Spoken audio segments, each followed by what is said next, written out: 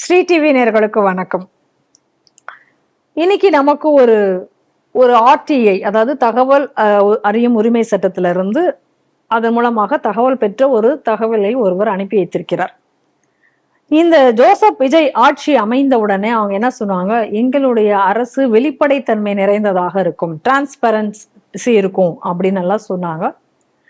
அதே போல இந்த டாஸ்மாக் குறித்து சொல்லும் பொழுது என்ன சொல்லியிருந்தாங்க, பள்ளி மற்றும் கல்லூரி வழிபாட்டு தலங்கள் அருகில் இருக்கக்கூடிய இந்த மதுபான கடைகள் அனைத்தும் மூடப்படும் அப்படிங்கக்கூடிய ஒரு வாக்குறுதியை கொடுத்திருந்தாங்க.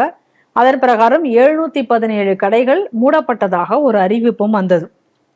முதல்ல ஆரம்பிச்சு இது முடிச்சு நாங்க திறந்திருக்கு, இந்த மாதிரி பல சர்ச்சைகளுக்கு வந்தாலும் ஆனா அவங்க சொல்லிட்டு இருக்கிறது இப்போ வரைக்கும் 717 கடைகள் மூடப்பட்டு விட்டதாக சொல்றாங்க. இந்த நிலையில தமிழ்நாடு மாநில வாணிப கழகம் தலைமை அலுவலகம் இவங்க தான் தகவலை கொடுத்திருக்கிறார்கள்.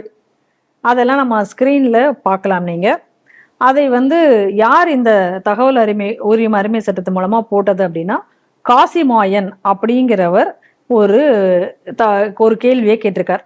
சென்னையை சேர்ந்தவர், அயப்பாக்கத்துல இருக்கார். அவர் ஒரு இதை போட்டிருக்கார். அவர் என்ன கேட்டிருக்காரு அப்படின்னு சொன்னா, தமிழ்நாட்டில் ஒரு 4-5 கேள்விகளை அவர் அதில் எழுப்பியிருக்கிறார். அதுல முதல் கேள்வி பார்த்தீங்கன்னா, தமிழ்நாட்டில் மொத்தமுள்ள டாஸ்மாக் மதுபான கடைகளின் மொத்த எண்ணிக்கை பற்றிய தகவல் வழங்கவும் அப்படின்னு ஒரு கேள்வியை அவர் எழுப்பியிருக்கிறார். அப்ப அந்த கேள்விக்கான பதில் என்னவா இருக்கும் அப்படின்னு பார்த்தீங்கன்னா, கோப்பை நிலுவையில் உள்ளது, எனவே தகவல் வழங்க இயலாது அப்படின்னு பதில் கொடுத்திருக்காங்க. சரி, மேபி தமிழ்நாட்டில் உள்ள மொத்த டாஸ்மாக் கடைகளையும் அவங்க எடுத்துக்கிறதுக்கு டைம் ஆகலாம், தரத்துக்கு லேட் ஆகலாம், நிறைய இருக்கலாம் அப்படின்னு இருக்கலாம். சரி, அதை கூட நம்ம ஒரு பதிலாக வைக்கல. அடுத்ததாக ஒரு கேள்வி கேட்குறாங்க, தமிழ்நாட்டில் ஒவ்வொரு மாவட்டத்திலும் உள்ள டாஸ்மாக் மதுபான கடைகளின் மொத்த எண்ணிக்கை பற்றிய தகவல்களை மாவட்ட வாரியாக தகவல் வழங்கவும் அப்படின்னு கேட்டிருக்காங்க.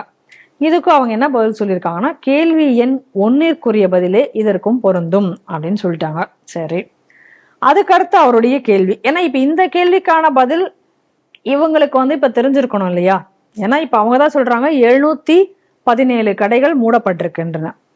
இங்க சொல்றாங்க, தற்போது தமிழகம் முழுவதும் எத்தனை கடைகள் பள்ளி, கல்லூரி மற்றும் வழிபாட்டு தலங்கள் அருகில் இருப்பதாக கண்டறிந்து க்ளோஸ் செய்யப்பட்டு கடைகளின் எண்ணிக்கை பற்றிய தகவல்களை மாவட்ட வாரியாக கடை எண் குறிப்பிட்டு தகவல் தரவும் அப்படின்னு ஒரு கேள்வி கேட்டிருக்காங்க.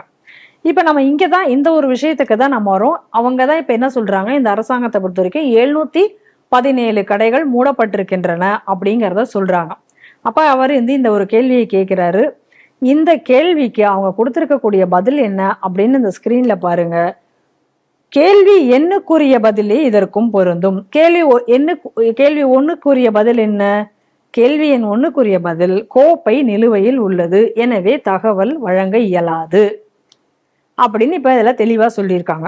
இப்ப நம்ம கேள்வி இல்லைன்னா, இப்ப 717 கடைகள் மூடப்பட்டு விட்டன, 717 கடைகள் கண்டறியப்பட்டு மூடப்பட்டிருக்கின்றன அப்படின்னு இப்ப வெளியில செய்திகள்லாம் வருது. அப்ப அந்த செய்திகளினுடைய உண்மைத்தன்மை என்ன அப்படிங்கக்கூடிய ஒரு கேள்வியை நம்ம கேட்கக்கூடிய ஒரு நிலைக்காலம் இருக்கும். ஏன்னா இந்த டேட்டா இருக்குல்ல, இப்ப வெளியில இந்த டேட்டா இருக்கு அப்படின்னா அவங்க இந்த டேட்டாவை எடுத்து வச்சிருக்காங்கன்னு அர்த்தம். இப்ப நிலுவையில் இருக்கும் பொழுது எப்படி 717 கடையை மூடிட்டாங்க அப்படின்னு அவங்க சொல்றாங்க? எப்படி 717 கடைகள் இருந்தன அப்படின்னு எதை வச்சு இவங்க சொன்னாங்க அப்படிங்கக்கூடிய ஒரு கேள்வி இப்ப நமக்கு முன்னாடி எழுகிறது. அப்ப இந்த அரசாங்கம், அதாவது ஏற்கனவே இதனுடைய அமைச்சராக இருக்கக்கூடிய திரு விக்னேஷ் அவர்கள் என்ன சொன்னாங்க அப்படின்னு சொன்னா, நாங்க முழு மது விலக்கெல்லாம் சாத்தியமில்லை அப்படிங்கிறத அவர் சொல்லிட்டாரு. ஏன்னா அப்படி எல்லா கடையும் முன்னா கஞ்சாவும் மற்றபடி கள்ளச்சாராயமும் பெருகும் அப்படின்னு சொன்னாரு. கிட்டத்தட்ட கருணாநிதி அவர்கள் சொன்ன பதிலை அவரும் சொன்னார் என்பதை நம்ம பார்த்தோம். ஆனால் இப்ப இந்த 717 கடைகளை நாங்கள் மூடிவிட்டோம் என்று இவர்கள் சாதனையாக இவர்கள் சொல்லிக் கொண்டிருக்கிறார், அந்த துறையுடைய அமைச்சரும் சொல்லிக் கொண்டிருக்கிறாரு. அப்ப ஏன் அந்த 717 கடைகள்ங்கிறது எந்த அடிப்படையில் கூறினார்கள்? ஏன் இந்த ஆர்டிஐல அந்த 717 கடைகள் அப்படின்னு சொல்ல முடியாமல் கோப்பை நிலுவையில் உள்ளது அப்படிங்கிற பதிலை சொல்கிறார்கள் அப்படிங்கக்கூடிய கேள்விக்கு நமக்கு விடை கிடைக்கவில்லை. இதை இந்த அரசாங்கம் நமக்கு விடையாக சொல்லுமா? அமைச்சர் விக்னேஷ் இதற்கு என்ன பதில் சொல்வார்? பொறுத்திருந்து பார்ப்போம்.